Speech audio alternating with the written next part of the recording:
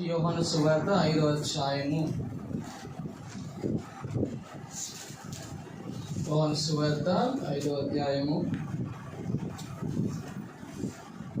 2వ వచనం నుంచి 9 వచనాలు మార్చి చదువుకున్నాం.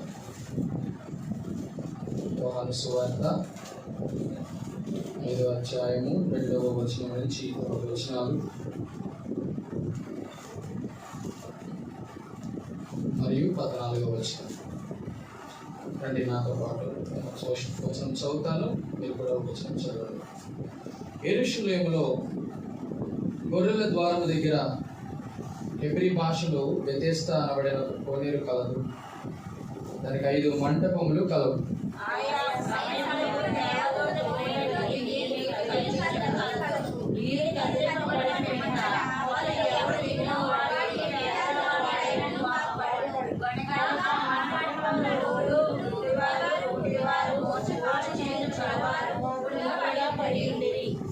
అక్కడ 38 ఏళ్ల నుండి వ్యాధి గల ఒక మనుషుడు ఉండేను.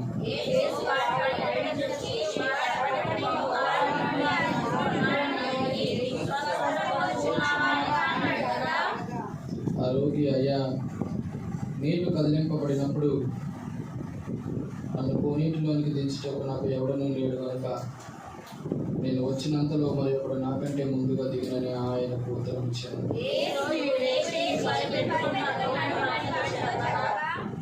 వెంటనే వారి స్వస్థతను పొందుకొని 14వ వచనం. అందరూ కలిసి అటు తర్వాత యేసు దేవాలయం వారిని చూచి స్వస్థత అని ఎక్కువ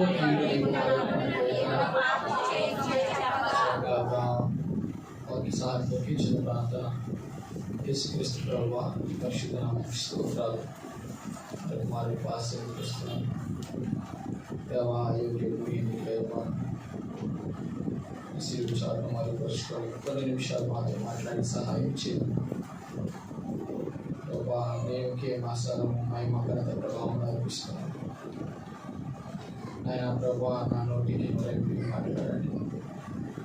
ఈ గృహానికి, ఈ గృహంలో ఉన్న బిడ్డలకి, అదేవిధంగా ఈ శబ్ద మాధ్యముల ద్వారా ఎంతమంది అయితే ఈ యొక్క సువార్త వింటున్నారు వారిని ప్రభా ఈ మాటలు వినటకు అనుగ్రహించిన దాసుని చమత్కార మాటలు తీయలేదు ప్రభా. నా నోటిని ప్రభా తరగడానికి సహాయం చేయకుండా వచ్చిన మీరే మహిమగత ప్రభావం చేస్తున్నామని విడిచినాను తండ్రి.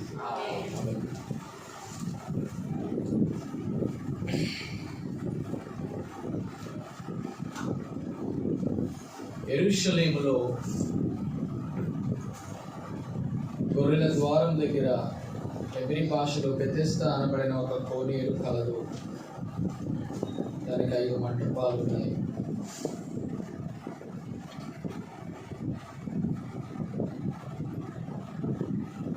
ఈ కోనేరు పేరు బెతెస్దా. బెతెస్దా హెబ్రీ మాట. దాని యొక్క అర్థం ఏంటంటే హౌస్ ఆఫ్ గ్రేస్, కృపా ఇల్లు లేక కృపాగృహము అని అర్థం. ఈ కోనేరు ఎక్కడుంది అంటే యెరూషలేములో ఉంది. ఆ యెరూషలేముకి అనేకమైన ద్వారాలు ఉన్నాయి. అందులో ఇక్కడ ఒకే ఒక ద్వారం చెప్పబడింది, పేరు గొర్రెల ద్వారం.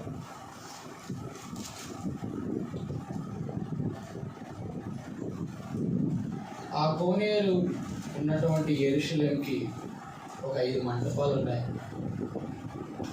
మంటపం అంటే అర్థం,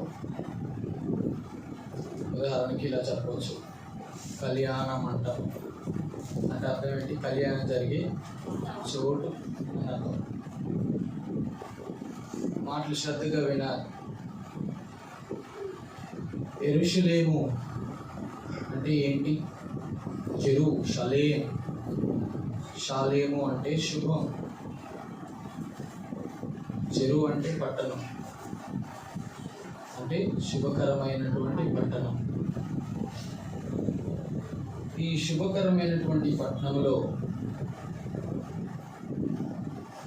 12 గుమ్మాలు ఉన్నాయి. ఈ 12 గుమ్మాలు ప్రస్తావించబడలేదు, కానీ ఒకే ఒక గుమ్మం ప్రస్తావించబడింది, పేరు గొర్రెల ద్వారం. మరి గొర్రెల ద్వారము మరియు బెతెస్దాకి ఉన్నటువంటి సంబంధం ఏమిటి? చిన్న చరిత్రని మీకు జ్ఞాపకం చేస్తాను. ఈ కోనేరు సుమారు, ఈ బెతెస్దా అనేటువంటి కోనేరు 800 సంవత్సరాలకి పూర్వం కట్టబడింది. అంటే యేసుక్రీస్తుకు పూర్వం ఎన్ని సంవత్సరాలు? 800 సంవత్సరాల క్రితం. అయితే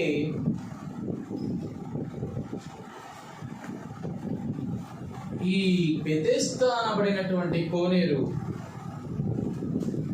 ఈ 12 ద్వారములు లేక గుమ్మాల దగ్గర లేదు, అందులో ఒకే ఒక్క గుమ్మం దగ్గర ఉంది. అది గొర్రెల ద్వారం దగ్గరే ఉంది.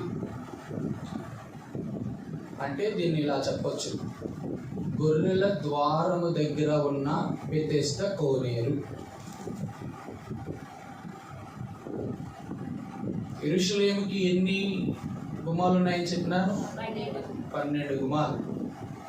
ఈ 12 గుమ్మాలు ఒకే ఒక అధ్యాయంలో రాయబడుతూ వచ్చాయి. ఆ పేర్లు చాలా విభిన్నంగా ఉంటాయి. నేను ఇలా చెప్తాను, పేర్లు చదువుతాను, లేకపోతే ఆ వచనాలు చూసి చదువుతానంటే తెలుసుకోవాలనుకుంటే తెలుసుకోండి, లేదు అంటే నేను కొనసాగింపు చేస్తాను. సరే, రాయండి.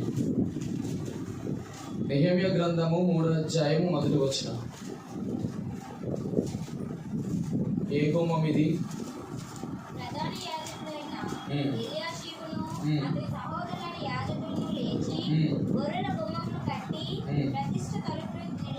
చాలు. ఏ గుమ్మం? ఏ గుమ్మము? గొర్రెల గుమ్మము లేదా గొర్రెల ద్వారము. ఎవరు పడతారు కట్టడానికి లేదు ఈ ద్వారము. ఎవరు కట్టినారు? ప్రధాన యాజకుడు కట్టాలా లేక యాజకులు కట్టాలా? ఉందా అక్కడ మాట? ఏమిటి గొర్రెల ద్వారానికి సూచన క్రొత్త నిబంధనలు అంటే? సిలువ. సిలువ అంటే శ్రమ, సిలువ అంటే వధ, సిలువ అంటే మరణం. గొర్రెల ద్వారం. ఇప్పుడు నేను అన్ని చెప్తే టైం అయిపోతుంది. గొర్రెల ద్వారం గురించి చెప్పి నేను కొనసాగిస్తాను. దేవుని చిత్తమైతే ఈ 12 గుమ్మాల కొరకు ఒకసారి చెప్పడానికి ప్రయత్నం చేస్తాను. పాత నిబంధనలో యెరూషలేము కొరకు, యెరూషలేము అనేది సమాధాన పట్టణము, మహారాజు పట్టణం, యూదులకి పవిత్ర స్థలం. యూదులు ఆచరించేటువంటి 7 పండుగలలో 3 ప్రాముఖ్యమైన పండుగలు. ఆ రోజుల్లో వారి యొక్క సరిహద్దులు ఏమిటి అంటే దాను మొదలుకొని బెయేర్షెబా. ఈ దాను మొదలుకొని బెయేర్షెబా వరకు ఇంచుమించుగా ఇజ్రాయేలీయులందరూ కూడా యెరూషలేముకి 3 ప్రాముఖ్యమైన పండుగల కొరకు వస్తారు. మొదటి పండగ పస్కా పండగ. 2 మీరు అది చెప్తారని నేను ఆపాను. పులియన్ రెట్లు పండగ కాదు. 2 పెంతుకోస్తు పండగ. 3వ పండగ పర్ణశాలల పండగ. ఈ 3 పండుగలు చాలా ప్రాముఖ్యమైనవి. 3 ప్రాముఖ్యమైనటువంటి ఆత్మ సంబంధమైన విషయాలు జ్ఞాపకం చేస్తాయి. పస్కా పండుగ ప్రభువైన యేసుక్రీస్తు యొక్క మరణాన్ని జ్ఞాపకం చేస్తుంది. పెంతెకోస్తు పండుగ యేసు ప్రభు చనిపోయిన తర్వాత 50 రోజుల తర్వాత పరిశుద్ధాత్మ దేవుడు అపోస్తలుల 2వ అధ్యాయంలో తన ఆత్మ కుమ్మరింపు, పరిశుద్ధాత్మ పండుగ అది. 3 పర్ణశాలల పండుగ. ఇది 1000 ఏండ్ల పరిపాలన. ఈ 3 పండుగలకు మధ్య ఉన్నటువంటి 4 పండుగలు వేరే. సరే, ఈ 3 పండుగలు ఆచరించడం కొరకు ఇశ్రాయేలు దాను మొదలుకొని బెయేర్షెబా వరకు యెరూషలేము పట్టణానికి వస్తారు. మంచిది. వచ్చినప్పుడు వారు యెరూషలేము మందిరానికి వచ్చేటప్పుడు వారు తీసుకొచ్చేటువంటి ప్రాథమికమైన అర్పణ ఏమిటి అంటే గొర్రెలు. ఈ గొర్రెలు పట్టుకొని ఆ ఇశ్రాయేలు అందరూ కూడా 12 గుమ్మాలలో ఒకే ఒక గుమ్మం గుండా వెళ్ళాలి.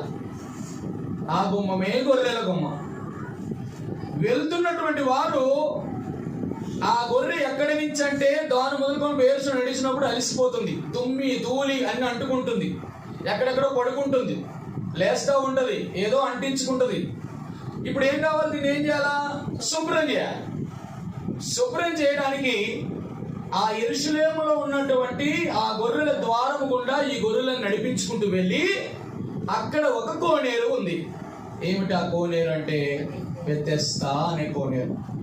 ఆ కోనేటిలోని ఈ గొర్రె మందలన్నింటినీ కడిగి అప్పుడు యెరూషలేములో ఉన్న మందిరములోనికి తీసుకువెళ్ళి గొర్రెలను ఏం చేస్తారంటే అర్పిస్తారు. అది దీని వృత్తాంతం. అయితే దాని మొదలుకొని బెయేర్షెబాకు వచ్చిన ఇశ్రాయేలులో ఒక 3 రకాలైన గుంపులు వారు ఉంటారు. మొదటి గుంపు మీకు ఇలా జ్ఞాపకం చేస్తాను. మొదటి గుంపు ఎటువంటి వారు అనంటే అవసరాల కొరకు వచ్చేవాడు. మందిరానికి దేనికి వచ్చారు? అవసరాల కొరకు వచ్చేవాడు. 2 దేవుని మందిరానికి అనుమానంతో వచ్చేవారు. 2 ఈ ఇద్దరు ఉంటే దేవుడికి పెద్ద ప్రయోజనం లేదు. 3వ గుంపు కూడా ఉంది, ఆరాధించడానికి వచ్చేవారు. 3 రకాలైన వ్యక్తులు. మన సంఘాల్లో కూడా ఎక్కడైనా 3 రకాలైన వస్తారు. మీరు చూడండి, మొదటిది అవసరాల కొరకు. ఏ అవసరత ఉందో తెలియదు ఏ వ్యక్తికి. అది రోగము కావచ్చు, అప్పులు కావచ్చు, ఉద్యోగం కావచ్చు, వివాహం కావచ్చు, సంతానం కావచ్చు, ఇల్లు కావచ్చు, ఏదో కొరతతో వస్తారు. తప్పని చెప్పడం లేదు వాక్యం. 2 అనుమానంతో వస్తారు. అంటే అర్థం ఏంటంటే దేవుని మందిరికి వెళ్తున్నాను, దేవుడు ఇస్తాడో ఇప్పుడు, కాపాడు ఇట్లాంటి అనుమానాలు ఎక్కువ ఉంటాయి. సాధారణంగా మనుషులకు ఉన్నటువంటి వ్యవహారం అట్లా ఉంటుంది కాబట్టి తప్పు లేదు. దేవుడు వారిని కూడా రావద్దని అన్నాడు. 3వ వాళ్ళు ఏంటంటే అనుమానము ఉండదు, అవసరాల కొరకు కూడా అన్నారు. ఆయన దేవుడు కనుక ఆయన్ని ఆత్మతో సత్యంతో ఆరాధించడానికి వచ్చేవారు.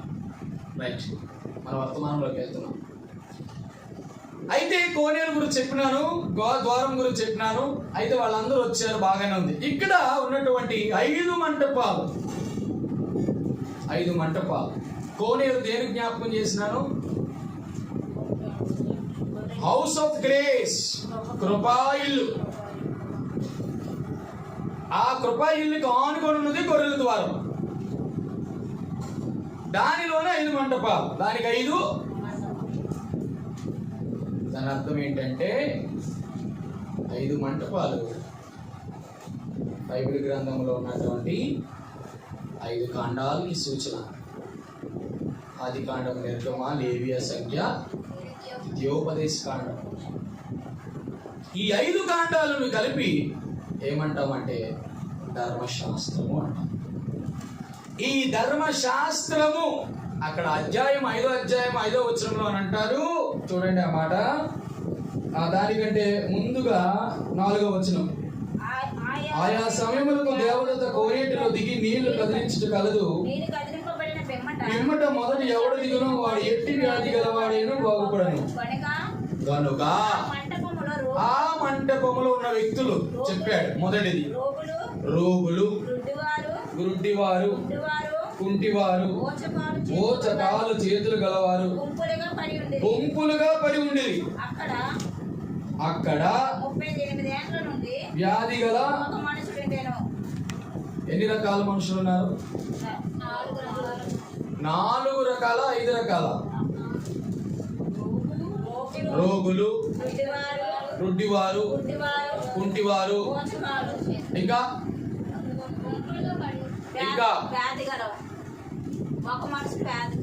అంటే అర్థం ఏంటి?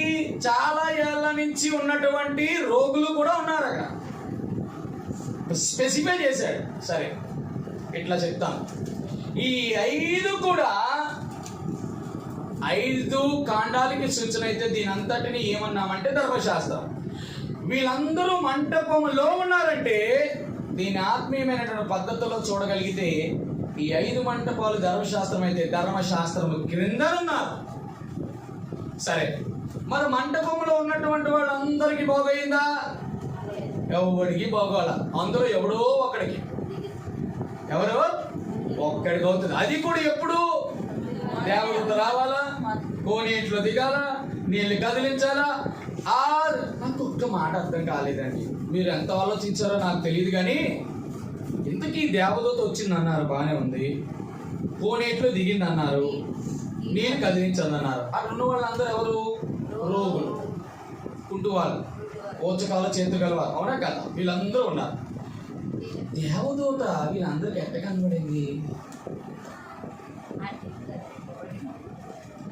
నీళ్లు కదిలింపబడ్డాయి. ఒకవేళ నీళ్లు కదిలింపబడితే దేవదూతనే కదిపిందని ఎవరికి తెలుసు? అర్థమైందా లేదు? దేవదూత ఆత్మ, అవునా కాదా? అవునా కాదా? మరి వీళ్ళందరికీ ఎట్ట కనబడింది? మీరు ఇలాగ అనుకుంటే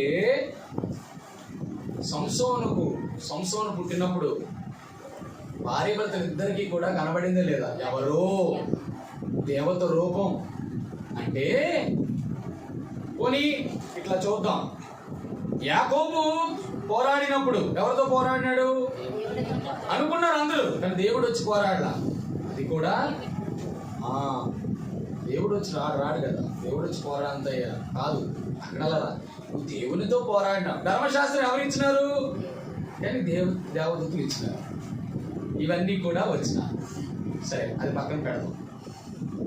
లోపలికి అసలు మన యొక్క ఉపఘాతం అంతా ఎందుకు చెప్తానంటే ఆ అవుట్ స్టాండింగ్, లేకపోతే ఆ అవుట్ హిస్టరీ అంత తెలుసుకోవాలని. ఈ 5 మంటపాల కింద ఉన్నటువంటి ఈ రోగులు కానీ, ఈ కుంటివారి కానీ, గుడ్డువారి కానీ, ఓచాకాళ్ళు చేతులు కలిగిన వారు కానీ, ఇలా 38 సంవత్సరాల నుంచి వ్యాధిగ్రస్తులకు ఉన్నటువంటి వారు ఎవ్వరూ కూడా బాగవడానికి లేదు. మహా అయితే ఒక్కడు, అంతే కదా? అక్కడ చూడండి, ఎవడు మొదట దిగును వాడే. అంటే అర్థం ఏంటి? ఎంతమంది? రోజుకి ఎంతమంది?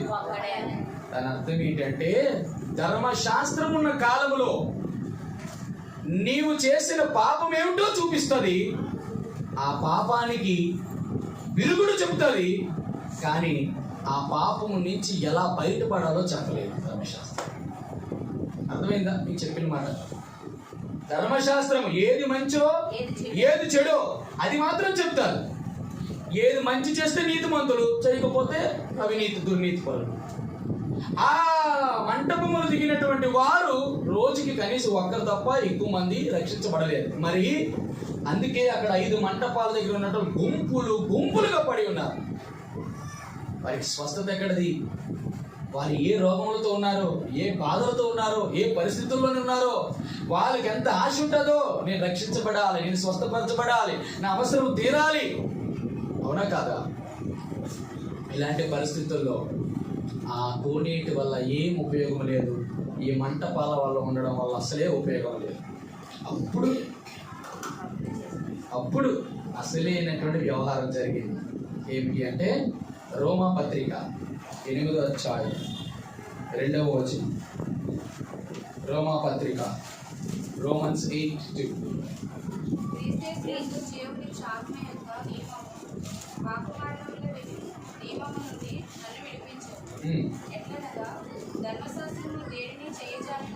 ధర్మశాస్త్రము ఏది చేయజాలకపోయినో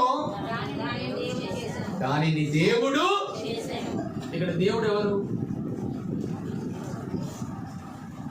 5 మంటపాలు ధర్మశాస్త్రం అంటే ఇక్కడ దేవుడు ఎవరు చేశారు?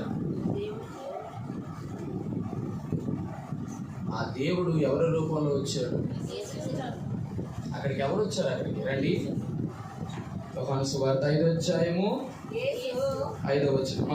వాడు పడి ఉండట చూచి వాడు అప్పటికి బహుకాలము నుండి ఆ స్థితిలో ఉన్నాడని ఎరిగి స్వస్థపడబోరుచున్నావా అని వారిని అడగగా, ఆరోగ్య అయ్యా నీళ్లు కదిలింపబడినప్పుడు నాకు ఎవడనూ లేడు కనుక నేను వచ్చినంతలో మరి ఒకడు నాకంటే ముందుగా దిగినని. చాలు. ఏ ధర్మశాస్త్రం అయితే మనిషి యొక్క పాపాన్ని తీయలేకపోయిందో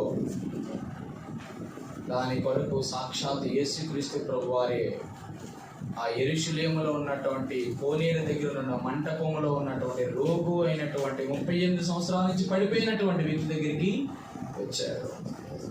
రైట్. ఇక్కడతో నేను దీని ఉపోద్ఘాతాన్ని ముగిస్తున్నాను. ఇక్కడ వర్తమానం ఏమిటి అంటే, వీటన్నిటిని కంటే మనకు ఒక ప్రాముఖ్యమైన వ్యక్తి కనబడతాడు. ఆ వ్యక్తి పేరేంటి? రైట్. ఒక వ్యాధి కలిగినటువంటి మనుషుడు. అంతే.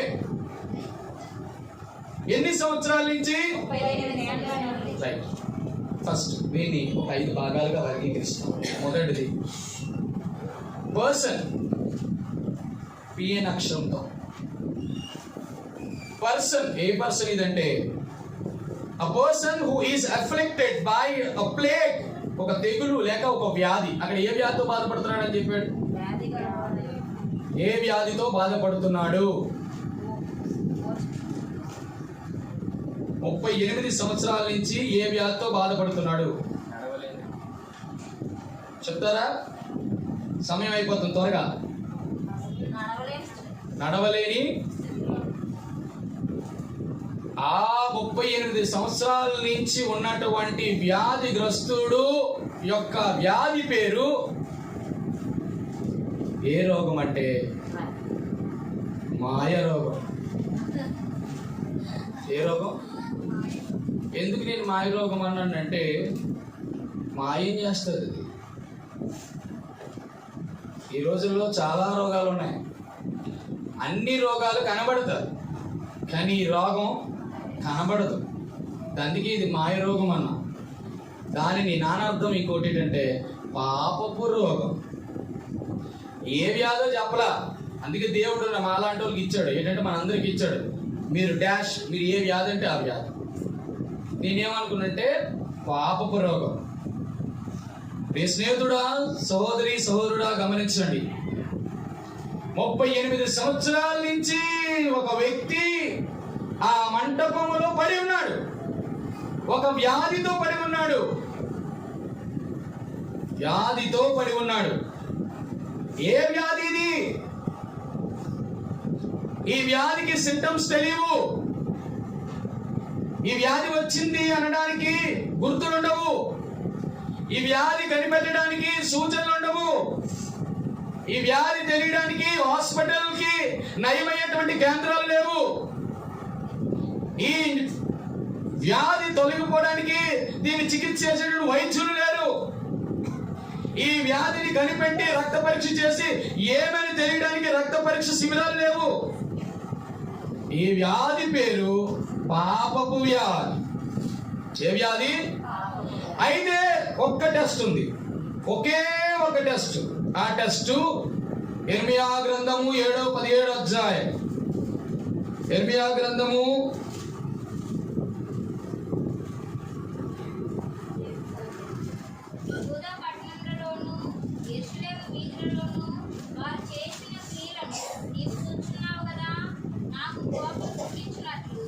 17వ అధ్యాయము 9వ వచనం. హృదయము అన్నిటికంటే మోసకరమైనది, అది ఘోరమైన వ్యాధి గలది, దానిని గ్రహించగలిగిన వాడు ఎవడును.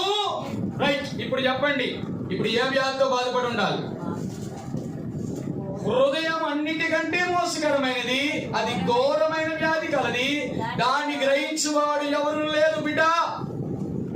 ఈరోజు ఎవరు కనిపెట్టలేని ఒకే ఒక వ్యాధి, పాపపు వ్యాధి. ఆ పాపపు వ్యాధి ప్రారంభమయ్యేటువంటి కేంద్ర స్థానం ఏదైనా ఉందంటే అది హృదయమే. అది హృదయమే. హృదయంలో నుంచి 13 రకాలైన దుర్గుణాలు బయలు వెళ్ళేటువంటి స్థలం అది. దీనిలో ఉన్నటువంటి ఈ 13 లక్షణాలని ఈ రోజు వరకు ఎవడూ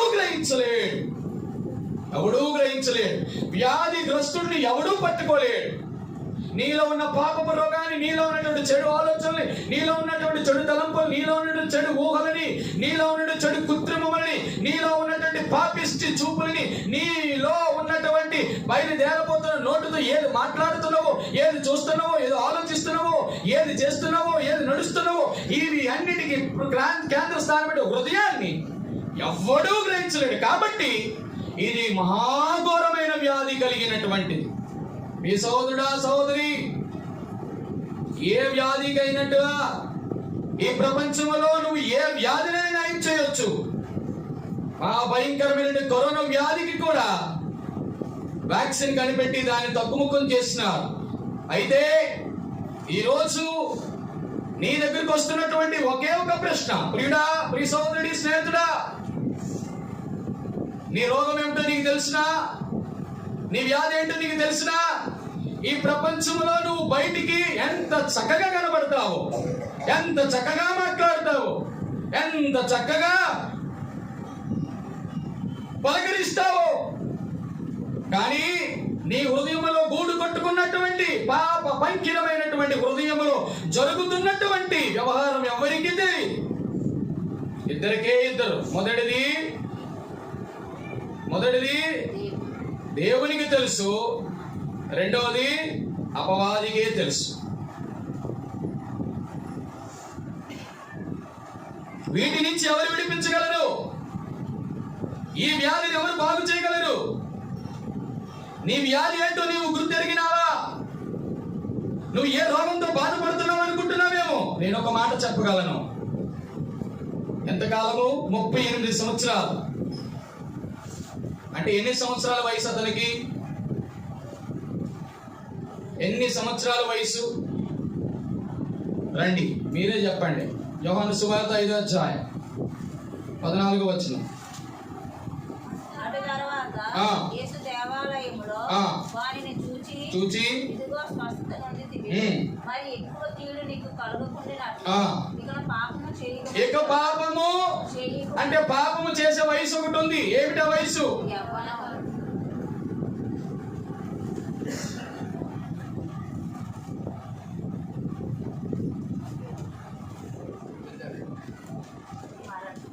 నీవు పుట్టినప్పటి నుండి నీ ఆలోచనలు పాపపు ఆలోచనలే.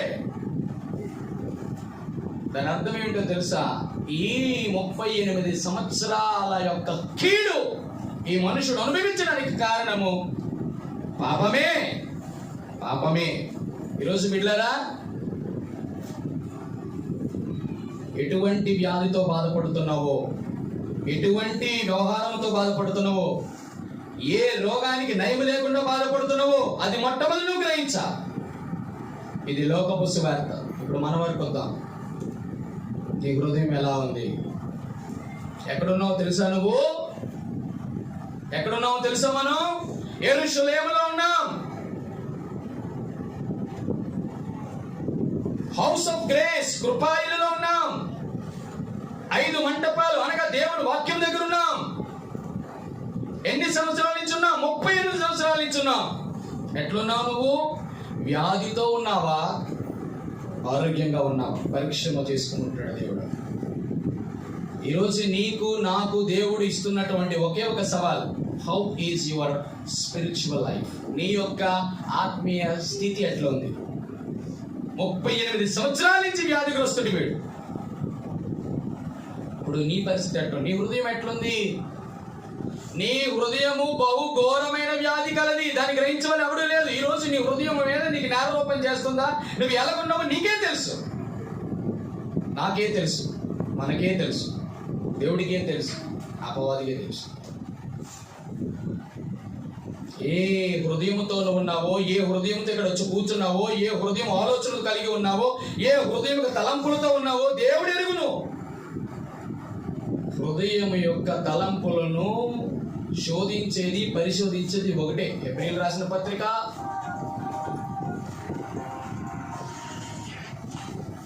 ఎబ్రీయులకు రాసిన పత్రిక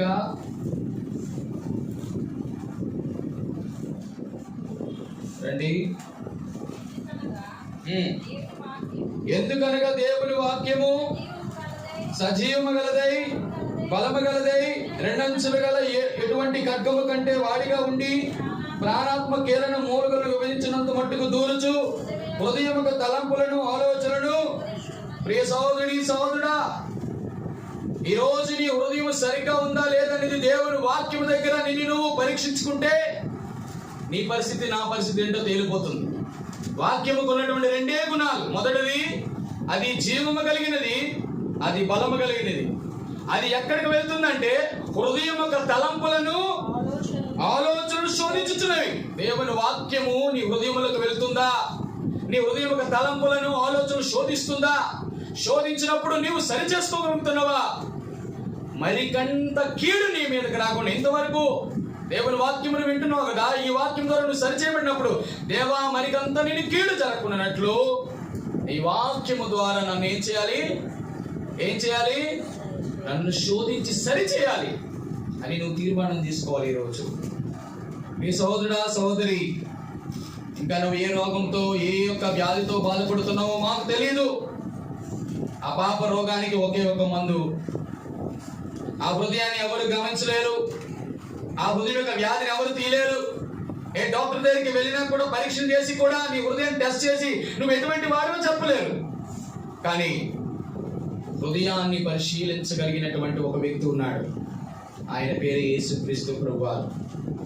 ఎప్పుడైతే వాక్యం నీ నోటికి వచ్చిందా, ఈ యొక్క సువార్త నీ చెవుల ద్వారా నీ హృదయంలోనికి వెళ్ళినప్పుడు ఈ వాక్యము సజీవము గలది, బలము గలది. అది నీ యొక్క హృదయంలోనికి వచ్చి నీ యొక్క ఆలోచనలు నీ యొక్క తలంపులు శోధించినప్పుడు ఏం చేస్తుందంటే అది జీవము కలిగినది. అంటే అర్థం ఏంటో తెలుసా?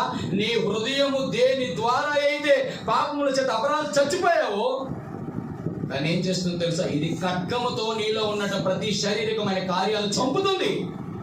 చంపి ఏం చేస్తుందంటే మరణమైన నిన్ను జీవములోనికి నడిపిస్తుంది. ఈ సహోదరుడా, దేవుని వాక్యము లేక దేవుని యొక్క స్వార్థ నాకెందుకులే, నాకు కాదులే, తర్వాత చూసుకుందాములే, తర్వాత విందాములే, తర్వాత సరి చేసుకుందాములే అనుకుంటున్నావేమో. నీ హృదయము బహుఘోరమైన వ్యాధి కలిగింది. అది గ్రహించగలిగిన వాడు ఎవరు లేరు. ఇంకెంతకాలం ఉంటావు? ప్రభువైన యేసుక్రీస్తునందు విశ్వాసం ఉంచుము, అప్పుడు నీవును నీ ఇంటి వారు రక్షింపబడతారు. నీ హృదయాన్ని గ్రహించేవాడు యేసుక్రీస్తు ప్రభువారు ఒక్కరే. నీ హృదయం ఇంకా పాపముతోని, చెడు తలంపులతోని, చెడు ఆలోచనలతో ఉందా? దాని నుంచి బయటికి రాలేకపోతున్నావా? మరికంత కీడు నీకు ప్రాప్తించక మునిపే ప్రభువైన యేసుక్రీస్తునందు విశ్వాసం ఉంచు. దాని ద్వారా వెళ్ళవలసినటువంటి, పొందవలసినటువంటి, చేరుకోవలసినటువంటి ఆ వేదనకరమైన స్థలంలో నుంచి యేసుక్రీస్తు ఒక్కడే నేను రక్షించుటకు సమర్థుడు. మొట్టమొదటి పర్సన్. ఏ పర్సన్? వ్యాధి కలిగినటువంటి వ్యక్తి. నెంబర్ 2, ఆ కోనేటి దగ్గర రెండవ అనుభవం. రెండవది చదువుతారా? ఆయా సమయములకు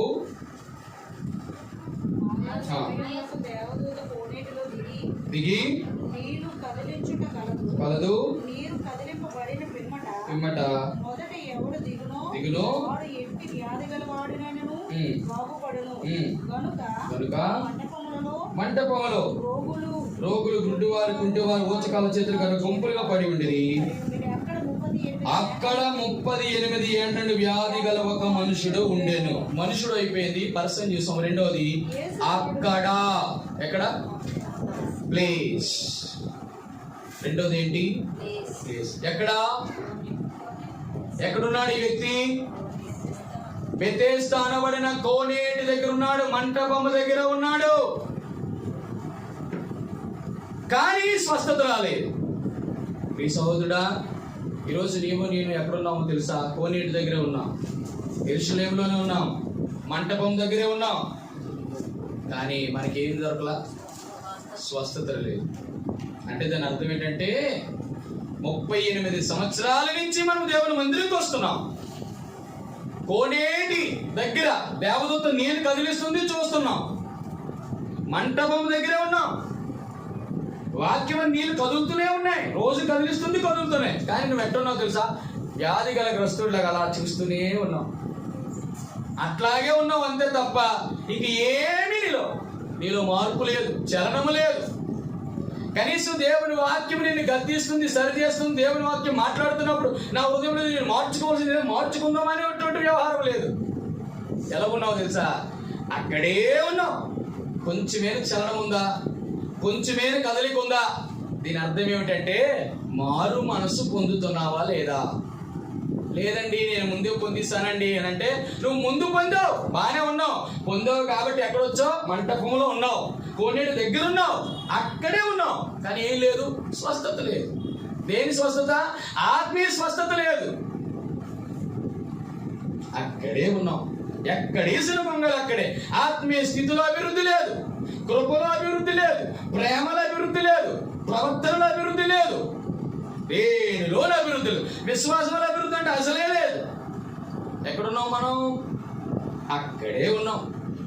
ప్లీజ్, దేవుడు నీకు నాకు అడుగుతున్నటువంటి ఒకే ఒక మాట, ఆ 38 సంవత్సరాల నుంచి వ్యాధిగ్రస్తుడు ఉన్నటువంటి చోటు నుంచి కనీసం ఇంచు కూడా కదలలేవాడు. ఇంచు కూడా కదలలే. ఎందుకు ఇంచు నుంచి కదలలేదు చెప్పగలుగుతారా? ఎందుకు కదలలేదు? వాడి వ్యాధి గలవాడు, హృదయం అనే వ్యాధితో బాధపడుతున్నాడు వాడు. ఈరోజు నువ్వు ఏ వ్యాధితో బాధపడుతున్నావో నీకే తెలుసు. ఈ సహోదరుడి, సహోదరా, ఈ వర్తమానం వింటున్నటువంటి ఎవరైనా, ఈ శబ్ద మాధ్యమం నుంచి వింటున్నాడు, నువ్వు ఎక్కడున్నావు? నీవు ఉన్నటువంటి స్థలంలో నుంచి నువ్వు కదలకపోతే, ఈ వర్తమానం విన్నప్పుడు నీ హృదయం స్పందించకపోతే, మారు మనసు పొందడానికి నీ హృదయం ప్రేరేపించబడకపోతే, సోదరుడా జాగ్రత్త, మరి ఎక్కువైన కీడు నీకు రాబోతుందని గుర్తు చేస్తున్నాడు దేవుడు. సువార్త నీ కొరకే, యేసు ప్రభు మాటలు నీ కొరకే, నీ పాపం సరిచేయడం కొరకే. ఈ మాటలు వినిన తర్వాత కూడా నీ హృదయము ప్రేరేపించబడకుండా, సరి చేసుకుండా, సవరించుకోకుండా, స్పందించకుండా ఇంకా నిరుద్ధుడు అలాగే ఉంటే రాబోతున్నటువంటి శిక్షను తప్పించుకోలేవు. అక్కడే ఉండమాకు. ఇగో యెరూషలేము ఉంది, మంటపం ఉంది, కోనేరు ఉంది, నీళ్లు కదులుతున్నాయి, సంఘం ఉంది, సంఘములో వాక్యం ఉంది. వాక్యము చలనము కలిగినది, జీవము కలిగినది, బలము కలిగినది. అక్కడ ఉండొద్దు. నువ్వు సంఘము వెలుపట్టున్నావేమో, దేవునికి వెలుపట్టున్నావేమో, దేవుని ప్రేమకు బయట ఉన్నావేమో, దేవుని కృపకు వెలుపట్టున్నావేమో. దేవుని కృపని, దేవుని ప్రేమని పొందుకోవడానికి నువ్వు సిద్ధమేనా? అక్కడ ఉండే మాకు దేవుడు పిలుస్తున్నాడు. నిన్ను రాగలవా? సమర్పించుకోగలవా? అడుగు వేయగలవా? దేవుడు నీ కొరకు మరి మరి మరి మరి అరుడు చాస్తూ పిలుస్తూ ఉన్నాడు. ఈ సహోదరుడా, ఎంతకాలం నువ్వు అక్కడే ఉంటావు? ఎంతకాలం లోకంలో ఉంటావు? ఎంతకాలం పితృపారంపర్య ఆచారాల్లో ఉంటావు? ఎంతకాలము ఆ పాపంలోనే ఉంటావు? ఎంతకాలం ఆ వ్యాధితో బాధపడతావు? అక్కడ ఉండొద్దు. దయచేసి దేవుడు నేను ప్రేమిస్తున్నాడు, యేసు ప్రభు నేను ప్రేమిస్తున్నాడు. ఆ ప్రేమ పిలుపు నీకొద్దా? ఆ ప్రేమ యొక్క ఆ ఘోష నీకు వినబడటం లేదా? ఒకవేళ ఈ శబ్ద తరంగాల ద్వారా నువ్వు విని కూడా చెవులు మందగిల్లి, హృదయం కఠినపరుచుకొని, గుడ్డి వాడి వల్ల ఇంకా కళ్ళు మూసుకొని ఉంటే జాగ్రత్త. రేపు నువ్వు అరవలసినటువంటి ఒక స్థలం ఉంది. అది వ్యాధులకైన స్థలం, అది భయంకరమైన స్థలం. దాని నుంచి ఎవరు నేను తప్పించలేరు. 2 అక్కడ. ప్లీజ్. 3వ మాట రండి. 5వ వచనం. ఉండెను, చూచి బహుకాలము నుండి, థర్డ్ పీరియడ్ ఎంత? 38 సంవత్సరాల నుంచి. 38 సంవత్సరాలు అట్టనే ఉన్నాడు. కొంచెం కూడా కాలం లేదు. ఒక రోజు కాదు, 2 రోజులు. దేవుని యొక్క సువార్తని దగ్గరికి వచ్చినప్పుడు, ప్రియ సహోదరుడా, సహోదరి, సంవత్సరాలు దాటిపోతున్నాయి, నెలలు దాటిపోతున్నాయి, దినాలు దాటిపోతున్నాయి. ఏ సమయానికి ఏ ముప్పు, ఏ తెగులు, ఏ కరువు, ఏ పరిస్థితి వచ్చి నిన్ను చుట్టుముడుతుందో తెలియదు. నీ పాపము నిన్ను పట్టుకుంటుంది. పాపము నిన్ను పట్టుకుంటుంది, పాపం వల్ల నీకు సిగ్గు కలుగుతుంది, పాపము నిన్ను ఏలుతుంది, పాపం వల్ల దోష శిక్ష, పాపం వల్ల నీకు కీడు.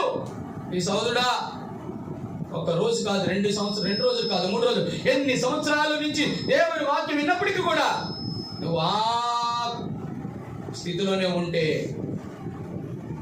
జాగ్రత్త. దేవుని యొక్క ఉగ్రత, దేవుని యొక్క తీర్పు నీ ఇంటి ముందే నిల్చుంటది. ఏ క్షణానికి మరణం తాండవిస్తుందో తెలియదు నీ ఇంటిలోకి. ఏ క్షణాన దేవునికి ఉగ్రత నీ మీదకు దిగుతుందో తెలియదు. అట్లానే నడుస్తావు, సడన్ గా చనిపోవచ్చు. నీ ఇల్లు సంతోషంగా ఉంటది, ఒక్కసారే ఆ ఇంటిలో మహాభయంకరమైన కీడు రావచ్చు. నీ బిడ్డల గురించి ఎప్పుడైనా ఆలోచించినావా? నీ బంధువుల గురించి, నీ స్నేహితుల గురించి ఎప్పుడైనా ఆలోచించినావా? జాగ్రత్త. ఈ లోకం శాశ్వతమైంది కాదు, కానీ దేవుని యొక్క ప్రేమ శాశ్వతం. ఈ ప్రేమ వార్త, ఈ రక్షణ వార్త నీ కొరకే. బహుకాలము నుండి 38 సంవత్సరాల నుంచి అట్లానే పడి ఉన్నాడు, కానీ కొంచెం కూడా చల్లడం లేదు. ఈరోజు పిల్లారా, మన పరిస్థితి ఏంటి? 38 సంవత్సరాల నుంచి అట్లనే ఉన్నాం. కనీసం మన ఆత్మీయ స్థితి ఏమైనా పెరిగిందా? 38 సంవత్సరాలు అట్లా ఉండడానికి ఇష్టపడినాడు, కానీ కనీసం నేను అంటాను, 38 సంవత్సరాల నుంచి ఉన్నాడు కదా, వ్యాధితో ఉన్నాడు కదా, గొర్రెల ద్వారం దగ్గరే కోనేరు ఉంది కదా, రోజుకి ఒక్కసారి ఇట్లా పడో, రెండో రోజు ఇట్లా పడో, ఎలాగోలా పడితే కనీసం 35 సంవత్సరాల్లో కనీసం ఒక్కసారి కోనేరు దగ్గరికి వెళ్ళేవాడు. అంటే నేను ఇట్లా చెప్పొచ్చు ఏంటంటే, కనీసం ప్రయత్నం చేయలేదు. ఒకవేళ నేను ఇట్లా కూడా ఆలోచించవచ్చు, ఒకవేళ ప్రయత్నం చేసి నేను స్వస్థ చిత్తుడైతే మరలా నేను ఏమవుతాను? ఆరోగ్యవంతుడు అవుతాను. ఆరోగ్యవంతుడు అయిన తర్వాత నేనేం చేయాలి? ఏ దాని ద్వారా అయితే నేను బాగుపడ్డానో ఆయన గురించి మళ్ళీ సాక్ష్యం ఇవ్వద్దు, మళ్ళీ నేను ఆయన గురించి ప్రకటించొద్దు. మరి ఆయన ద్వారా నేను స్వస్థత పొందుకున్నానంటే ఖచ్చితంగా దేవుని యొక్క దేవాలయానికి వెళ్ళొద్దు. ఈ వ్యక్తి ఎక్కడికి వచ్చాడు? తిరిగి యేసుక్రీస్తు మళ్ళీ ఎక్కడ చూశాడు ఈ వ్యక్తిని? మళ్ళీ దేవాలయంలోనే చూశాడు. 17వ వచనంలో. ఈ సోదరుడా, 38 సంవత్సరాల నుంచి నువ్వు అట్లానే ఉన్నావు. నీ ఆత్మీయ స్థితి ఏమైనా పెరిగిందా? నీ ఆత్మీయ స్థాయి ఏమైనా పెరిగిందా? అట్లానే ఉంటది మన జీవితం, ఒక్క రోజు మారదు. ఎన్ని వాక్యములు వినినా, ఎంతమంది సేవకుడు గొంతు విప్పి చెప్పినా ఎట్లుండాలో తెలుసా? అలాగే ఉంటాం మనం. కొంచెం కూడా మార్పు. మందిరానికి రామని చెప్పినా, 38 సంవత్సరాల నుంచి సేవకుడు చెప్పినా కూడా అట్లనే ఉంటాం, కానీ కొంచెం మార్పు ఉండదు మనలో. ఉదయకాల ప్రార్థన రమ్మన్నా అచ్చే మనం అట్లనే ఉంటాం. బైబిల్ స్టడీకి రామన్నా లేదు, అట్లనే ఉంటాం. మళ్ళీ దీనికి ఏం చేస్తా? 38 సంవత్సరాల నుంచి యేసుక్రీస్తు ప్రభువారు వచ్చితే, ఏమయ్యా నువ్వు స్వస్థపరచబడాలనుకుంటున్నావా అని అంటే ఏం చెప్పాడు అతను? ఏం చెప్పాడు? 35 సంవత్సరాల నుంచి వచ్చిన వ్యాధిగ్రస్తు యేసుక్రీస్తు సరాసరి వచ్చాడు. వచ్చి ఏం చెప్పాడు? నీవు స్వస్థత కోరుచున్నావా అని ఆయన అడగా ఏం చెప్పాడు? ఆయన రోగి అయ్యా, నేను కదిలింపబడినప్పుడు చాలు. అడిగిన ప్రశ్న ఏంటి? ఈయన చెప్పే సమాధానం ఏంటి? నేను ఆ కోనేట్లో దిగడానికి నాకెవడు? సాకులు, ఏదో సాగు చెప్తావు. ఆ సాకు నేను రావద్దు, నాకు అది ఇది, నాకు అనారోగ్యం బాగోలేదు, నా తలకాయ నొప్పి, నాకు డ్యూటీలో పని ఉంది, ఇంటిలో కుటుంబ వ్యవహారాలు బాగోలేవు, నా పరిస్థితి సరిగ్గా లేదు, ఇట్లాంటి బోడి చెప్తాం మనం. పనికి మన చెప్తాయి. ఎందుకో తెలుసా? 38 సంవత్సరాల నుంచి మంటపంలో ఉంటాం, ఆ కోనేటి దగ్గర ఉంటాం, మందిరానికి వస్తాం, కానీ వ్యవహారాలు ఏంటో తెలుసా? కనీసం 38 సంవత్సరాల నుంచి అక్క ఏమైనా బాగుపడ్డావా, మారు మనసు వచ్చిందంటే ఏం వస్తాం అక్క, ఎప్పుడు అట్టనే ఉన్నాం మేము. మార్పు లేని జీవితాలు. ప్రకటన గ్రంథంలో చూడండి, ప్రకటన గ్రంథం రెవల్యూషన్ 2:5 అనుకుంటా.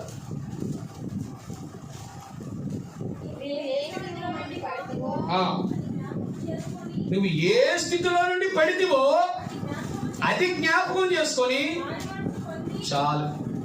మన స్థితి ఏంటో మనం జ్ఞాపకం చేసుకోవాలి. ప్రభువా నేను ఏ స్థితిలో ఉన్నప్పుడు నన్ను ఏ స్థితిలోకి నడిపించావు తండ్రి. నేను వ్యాధిలో ఉన్నప్పుడు నన్ను ఎంతగా స్వస్థపరిచావు. నేను అప్పులలో కూరుకున్నప్పుడు నన్ను ఎంతగా తీర్చి నన్ను బయలుపరిచావు. ప్రభా, నాకు ఏ ఉద్యోగం సత్యం లేనప్పుడు నాకు ఉద్యోగం దయచేసినావు. నా ఇంట్లో వాళ్ళకి రక్షణ లేనప్పుడు రక్షణ ఇచ్చినావు.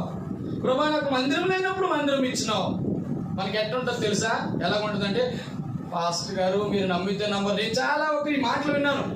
అన్నా మీరు నమ్మరు, కానీ కరోనా వచ్చిన సంవత్సరం వరకు మందిరం లేకుండా ఎలాగైపోయినట్టు చాలా కష్టం అయిపోతుంది. మందిరం ఉంటే బాగుని వెళ్దాం అనుకున్నాం. మరి ఇప్పుడు మందిరాలు తెరపడ్డాయి, వస్తున్నావా?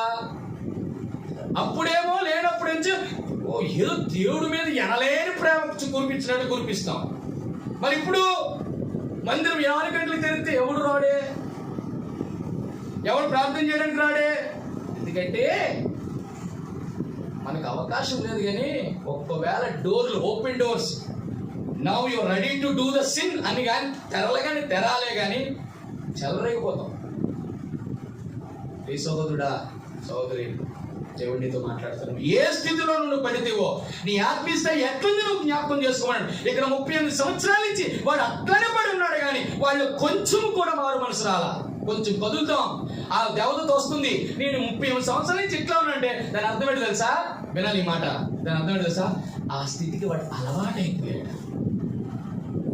నువ్వు ఇంట్లో ఉండడమే నీకు క్షేమం అనుకుంటావు, మందిరానికి రాకుండా అలాగా ఉంటావు.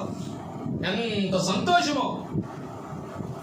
ఎందుకంటే నేను చెప్పనా ఒక మాట, ఇట్లా చెప్తున్నాను ఇంకోలాగా అనుకోకండి. మందిరానికి రావాలంటే ఒకే ఒకటి ఉండాలి. ఏంటో తెలుసా? ఒకే ఒకటి ఉండాలి. ఏముండాలి? 84 అధ్యాయం, కీర్తన గ్రంథము 84.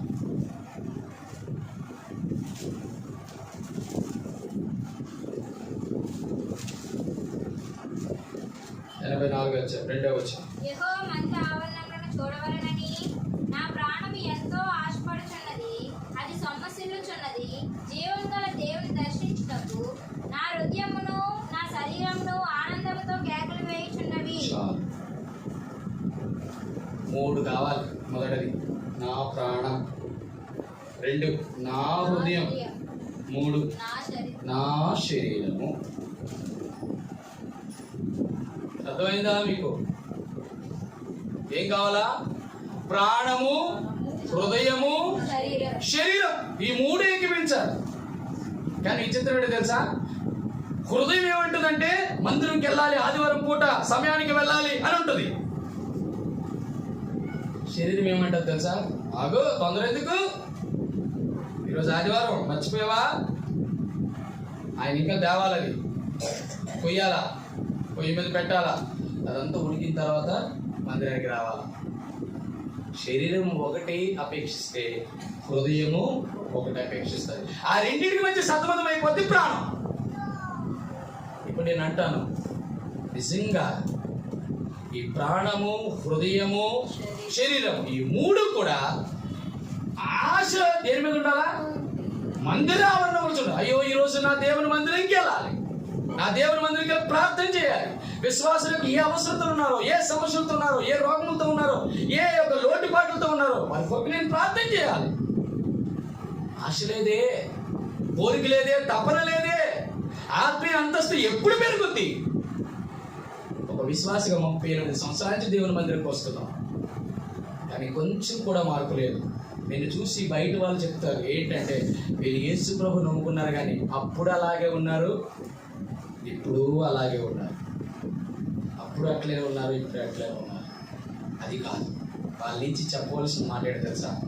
వాళ్ళు యేసు ప్రభువుని నమ్ముకోవడానికే ముందు, యేసు ప్రభువుని నమ్ముకున్న తర్వాత వీరిలో ఆ తారతమ్యం జ్ఞాపకం చేస్తాం. నేను ఒక మాట చెప్పనా? ఒక భార్యాభర్తలు ఇద్దరు, వాళ్ళకి చక్కటి బిడ్డలు 2 ఉన్నారు. ఒకరోజు ఆ ట్రాన్స్ఫర్ మీద ఒక ప్రదేశానికి వెళ్ళారు. అందులో ఒక అపార్ట్మెంట్ తీసుకున్నారు. ఆ అపార్ట్మెంట్కి ఎదురుగా పక్కపక్కన ఉంటాయి కాబట్టి ఆ అపార్ట్మెంట్ ఎదురుగా ఒక బ్రాహ్మణ కుటుంబం ఉంది. వీళ్ళు క్రిస్టియన్స్ అంటే ఒక చిన్న చూపు ఏంటంటే, వాళ్ళు ఎప్పుడు కూడా మాంసం తినేటోళ్ళు అని ఒక చిన్న పెడచూపు. వీళ్ళు బ్రాహ్మణ్స్ మాంసం అంటే తినరు. ఈ ఆదివారము మంగళవారం అయ్యేటప్పటికి వాళ్ళ ఇంట్లో నుంచి వాసన వచ్చింది. ఎవరికి? బ్రాహ్మణ్స్కి. వాళ్ళు ఎంత బాధపడిపోయేవారో తెలియదు, ఎంత కష్టపడిపోయేవారో తెలియదు. ప్రతిసారి ఆ మందిరంకి వెళ్తూ ఉన్నటువంటి ఆ సిస్టరు గమనిస్తూ వచ్చింది. వాళ్ళు బయటకు వచ్చి ఈ వంట వాళ్ళ ఇంటి ఎదురుగా ఆ కిటికీలను చూస్తున్నప్పుడు ఆవిడ ముక్కు పూసుకొని బయటకు వచ్చి ఆ వరండా తుడిచేది. తుడిచినప్పుడు కష్టపడేది, పాపం చాలా కష్టపడేది. బిడ్డలారా ఒక మాట చెప్పునా, సరిగ్గా ఇలాగా 3 నుంచి 6 నెలలు గడిచిన తర్వాత వాళ్ళ కుటుంబం అంతా కూడా ఒక తీర్మానం చేసుకున్నారు. ఏంటో తెలుసా?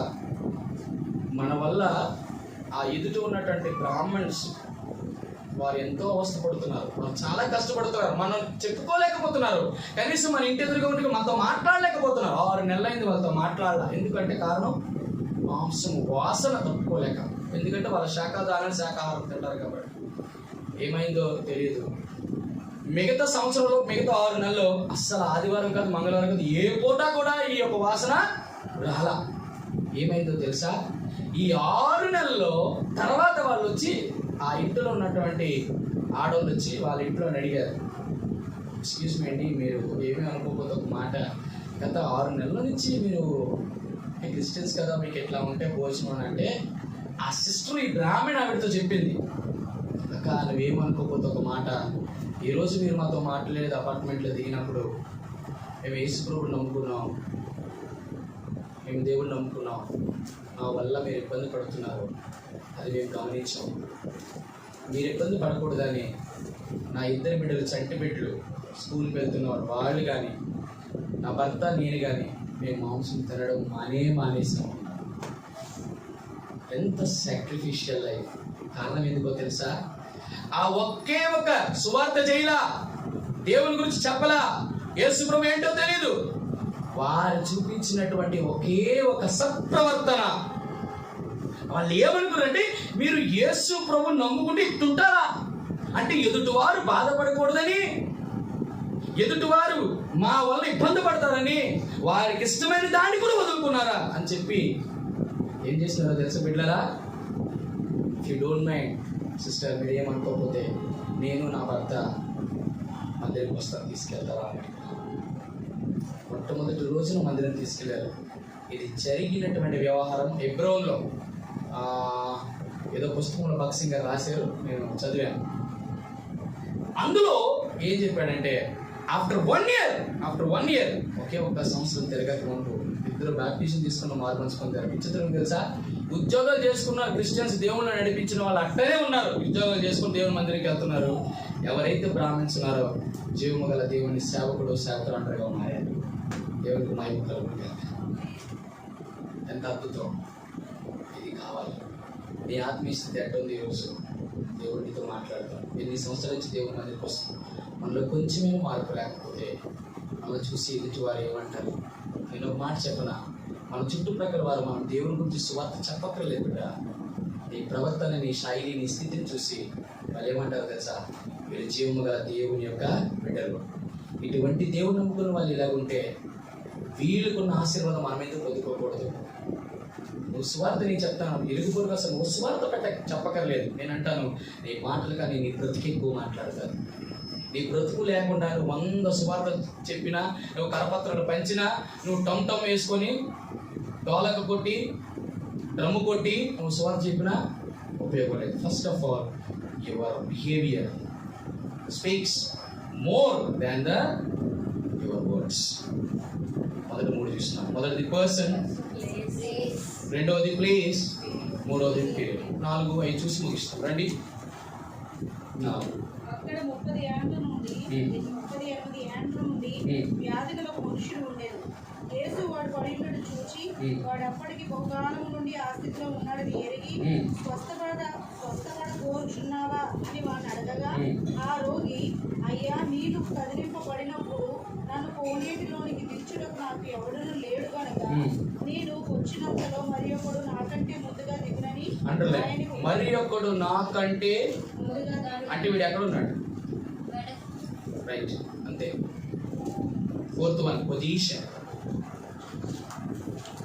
ఏ స్థితిలో ఉన్నాడు? నాకంటే ముందు వెళ్ళిపోతున్నారు అందరూను. అంటే వీడు ఎక్కడున్నాడు? వెనకతలు ఉన్నాడు. మన వ్యవహారం కూడా అట్టే ఉంటుంది. మనకంటే వెనకతలు వచ్చినోడు దేవుని దగ్గరికి వచ్చేస్తారు. మనకంటే మన సువార్త ద్వారా అంగీకరించిన వాళ్ళు దేవుని మందిరికి వచ్చి వాళ్ళు అభివృద్ధి పొందేస్తారు. అన్నింటిలోనే ముందుకు వెళ్ళిపోతారు. సువార్తలోకి వచ్చేస్తారు, దేవుని మందిరికి వచ్చేస్తారు, పరిచయం చేయడానికి వచ్చేస్తారు, పాటలు పాడడానికి వచ్చేస్తారు, సేవలు అయిపోతుంటారు. కానీ మనం ఎక్కడ ఉంటాం? 38 సంవత్సరాల నుంచి అక్కడే పడుకుంటాం. ఆత్మీయ స్థాయి వినాలి మాట. ఎక్కడున్నావు నువ్వు? ఏ పరిస్థితి ఉన్నావు? నీ సోదరుడా, నువ్వు ఉద్యోగం చేసుకో, వ్యాపారం చేసుకో, నువ్వు ఎక్కడ ఏ పరిస్థితిలో ఉన్నా దేవుడు నీతో మాట్లాడుతున్న మాట ఒకటే, నీకంటే ముందు చాలా మంది అన్నిట్లోనే ఎదుగుతున్నారు. అంటే అర్థం ఏంటో తెలుసా? ఇండైరెక్ట్గా వీడు ఏం చెప్తున్నాడు అంటే, నేను వాడికంటే ముందు ఉండాలంటే నాకు ఎవరైనా సహాయం కావాలని అడుగుతున్నాడు. అంతే కదా? సహాయం నాకంటే ముందు వెళ్ళిపోతానంటే వాళ్ళందరూ సహాయం ఉంది, నాకు సహాయం లేదు. నీకు సహాయం ఎవరు? దేవుడిని ఇచ్చే సహాయం. కొండల తట్టు నా కన్నులు ఎత్తుచున్నాను, నాకు సహాయము ఎక్కడి నుండి వచ్చింది? మనుషుల సహాయం వ్యర్థం, మనుషుల సహాయం వ్యర్థం. మనుషులు నమ్ముట కంటే యెహోవాను ఆశ్రయించటమే. ఆయనకి ఏమైనా సహాయం కావాలంటే మనుషులని ఆశ్రయిస్తాం. ఆశ్రయించు. ఎప్పుడు ఎంతవరకు అంటే ఎంతవరకు ఆశ్రయించాలి అంతవరకు. అంటే మనుషుల నుంచి దూరంగా వెళ్ళిపోవడం అని కాదు. కానీ నమ్మదగిన దేవుడు, నమ్మదగిన దేవుడు, నీకు ఆపత్కాలంలో సహాయకుడు ఆయన మాత్రమే. నీ స్థితిని మారుస్తాడు. ఇంతవరకు నీకు సాయం చేసేవాడు ఎవరు లేరేమో బహుశా. దేని నుంచి? నీ అప్పుల నుంచి బయటకు రాలేవు. 2, నీ యొక్క వ్యాధి నుంచి బయటికి రాలేవు. 3, నీ ఇంట్లో సమస్యల నుంచి బయటికి రాలేవు. నేను ఒకే ఒక మాట అడుగుతున్నాను. సాక్షాత్తు నీవు కోనేరు దగ్గరికి వెళ్ళలేని పరిస్థితి, నేను కదిలించినప్పుడు ఎవరు సహాయం లేని పరిస్థితి, మరి అలాంటప్పుడు 38 సంవత్సరాల్లో నాకు తెలిసి అట్లానే పడినావు. ప్రార్థన చేసావు, కనీసం ఏ సహాయం దొరకలేదు. కానీ ఒకనొక రోజు నీకు తెలియకుండానే యేసుక్రీస్తు లాంటి ప్రభు నీ దగ్గరికి వచ్చినప్పుడు అడిగినప్పుడు మరి నీ సమాధానం ఏమిటి? మళ్ళీ ఏం చెప్తావు తెలుసా? స్వస్థత పడగొరుచున్నావా? నీ అప్పుల నుంచి బయటికి రావాలా? నీకు సంతానాభివృద్ధి కావాలా? లేకపోతే నీ వ్యవహారం మారాలా? నీ కుటుంబ రక్షణ రావాలా? నీ దేవుని పట్ల ఆత్మీయ స్థితి పెరగాల అని ప్రభు వాక్యం నీ దగ్గరికి వచ్చి నేను తడుతున్నప్పుడు నీ పరిస్థితి అట్లా మళ్ళీ సోకలే, నాకు ఎవడు సహాయం లేడు, లేకపోతే నేను వాడికంటే ముందుకు వెళ్తును, నేను వాడికంటే. ఇది కాదు యేసుక్రీస్తు. నీకు స్వస్థత కావాలా? నీ సమస్య తీరాలా? నీ పరిష్కారం కావాలంటే నువ్వు చెప్పాల్సింది ఎస్ మై లార్డ్, నాకు ఇది కావాలి. మా బిడ్డలతో తర్వాత ఆడుకుంది వాక్యం ఆలకించాను. ఇది ప్రాముఖ్యం. అన్న కుటుంబాల్లో నేను ఒక్క మాట చెప్పగలను, ఈ వ్యాధిగ్రస్తుడు లాంటి పొజిషన్సే అందరివి మనకి. మొదటిది అదే వ్యాధి, 2 అదే ప్లేస్లో ఉంటాం, 3 అదే కాలం అంతా గడిచిపోద్ది కానీ మనలో కొంచెం కూడా మారు మనసు రా, 4 అదే స్థితిలో ఉంటాం, అదే పొజిషన్లో ఉంటాం. ప్రభు అడుగుతున్నా ఒకే ఒక మాట, నీ స్వస్థత పొందకొచ్చున్నావా అంటే ఒక్క మాట. వీడు కనీసం అడగకపోయినా వీడి మీద కేవలం కనిగిరిపడి ఒకే ఒక మాట, స్వస్థత పడగోరుచున్నావు అన్న మాటకి లాస్ట్ ఫైనల్ చూడండి, 9వ వచనం, 8వ వచనం. యేసు నీవు లేచి నీ పరుపెత్తుకున్నాడు అని వానికి చెప్పగా వెంటనే వాడు స్వస్థత నుండి తన పరుపెత్తుకొని నడిచాడు. లాస్ట్ అండ్ ఫైనల్ ప్రివిలేజ్, ఆధిక్యత. కొన్నిసార్లు 38 సంవత్సరాల నుంచి నువ్వు ప్రార్థన చేసావేమో, ఎన్నో సంవత్సరాల నుంచి ప్రార్థన చేస్తున్నావేమో, నీ ఇంట్లో సమస్యల కొరకు కన్నీరు కారుస్తున్నావేమో, 35 సంవత్సరాల నుంచి నీకు జవాబు రాదని నువ్వు కృంగిపోయావు, ఇంకా లేదులే అని చెప్పేసి ఆ 35 సంవత్సరాల వ్యాధిగ్రస్తులు అట్లా పడి ఉన్నావేమో. దేవుడు ఈరోజు నీతో మాట్లాడుతున్న మాట ఒకటే, ధైర్యపడకు. అధైర్యం లేదు, టైం వస్తుంది. నేను ఎప్పుడు చెప్తాను, నువ్వు ఎంత ప్రార్థన చేసినా, నువ్వు ఎంత మోకరించినా ఆయనకంటూ ఒక ప్రత్యేకమైన టైం ఉంది. At he's own time he will do all things good. ప్రతి ఒక్కటి కూడా ఆయన సమస్తమును బాగుగా చేయాలి. సమయం వచ్చింది, యేసు ప్రభువు వచ్చాడు, స్వస్థత పొందమని కోరుచున్న వాడు అడిగాడు. ఆడ ఏ సాకులు చెప్పిన దేవుడు వినలా. ఇవన్నీ కూడా సాకులు వద్దు. 35 సంవత్సరాలు వచ్చి వాడి మీద కనికరపడి లేచి నిలబడి నడుచుకొని వెళ్తే వెంటనే వాడు పరుపెత్తుకొని నడుచుకొని వెళ్ళాడు. అది విశ్రాంతి దినమా? అది మొదటి దినమా, రెండో దినం, మూడో దినమా తర్వాత సంగతి. యేసు ప్రభు చెప్పినటువంటి మాటకి ఒకే ఒకటి వాడికి ఇదేది చూపించాడు, లోపడ్డాడు, అంతే స్వస్థత వచ్చింది. అది వాడి ఆధిక్యత. వెంటనే వీడు ఏం చేశాడు, ఎక్కడ కనబడ్డాడు? ఇప్పుడు వాడు దేవాలయంలో యేసు ప్రభు వాడిని కనుగొని. మీరు విచిత్రం తెలిసిన, వాడి స్వస్థత పొందిన తర్వాత వాళ్ళ అమ్మని ఇంటికి వెళ్ళా, వాళ్ళ అక్కల ఇంటికి వెళ్ళా, సువార్త ముందు ప్రకటించలా, ఏమి చేయలా. ఏం చేశాడు? ముందు దేవాలయానికి వెళ్ళాడు. ఎవరు కంటపడ్డాడు? యేసు ప్రభు కంటపడ్డాడు. యేసు ప్రభు కంటపడేదా మొదట ఎవరు పలకరించారు? యేసు ప్రభు వీడా? యేసు ప్రభువే పలికించి ఒకే ఒక మాట చెప్పాడు, మళ్ళీ మరీ ఎక్కువ కీడు కలగకుండా ఇక నుండి పాపము చేయ. జాగ్రత్త, పాపానికి శిక్ష. ఈ రోజు కాదు, రేపు కాదు, రేపు కాదు, ఎల్లుండు, ఏదో ఒక రోజు నీవు చేస్తున్న ప్రతి పాపానికి శిక్ష అనిపిస్తావు. యేసు ప్రభుని కరుణించి ప్రతిసారి నీ దగ్గరికి వచ్చి నీ పాపాన్ని క్షమించి విడిచివేసి నేను స్వస్థపరిచి నేను తిరిగి తన మందిరములోనే ఉంచాలని ఆశపడుతున్నాడు. మళ్ళీ మందిరం నుంచి బయటికి వెళ్ళమా, దేవుడి నుంచి దూరంగా వెళ్ళమా. ఈ వాక్యం నాది కాదని అనుకో. దేవునితో మాట్లాడుతున్నప్పుడు హృదయపూర్వకంగా స్వీకరించి, ప్రభువా ఈ వ్యాధిగ్రస్తుడుగా నేను వండుకున్నట్లు దేవుని మందిరంలో జీవితకాలం అంతేమో నేను యెహోవా మందిరం నివాసము చేస్తాను, నా మందిరాలను చూడాలని నా ప్రాణము, నా హృదయం, నా శరీరము కేకలు వేస్తుంది అనేటువంటి ఆత్మీయ అనుభవంలోనికి రావాలి. ఎప్పుడు కూడా యేసు ప్రభు చేత ఆ మాట మనం అనిపించుకోకూడదు. మరి ఎక్కువ కీడు నీకు కలగకుండా పాపము చేయి. యేసు ప్రభు ఎప్పుడు వచ్చినా నీకు స్వస్థత కలిగిన ఏది కలిగిన ఇదే మాట చెప్తారు. అదే 8వ అధ్యాయం 11వ వచనం చూడండి. అదే యోహాను సువార్త 8వ అధ్యాయం 11వ వచనం. లేదు ప్రభువా నేను. అందుకు యేసు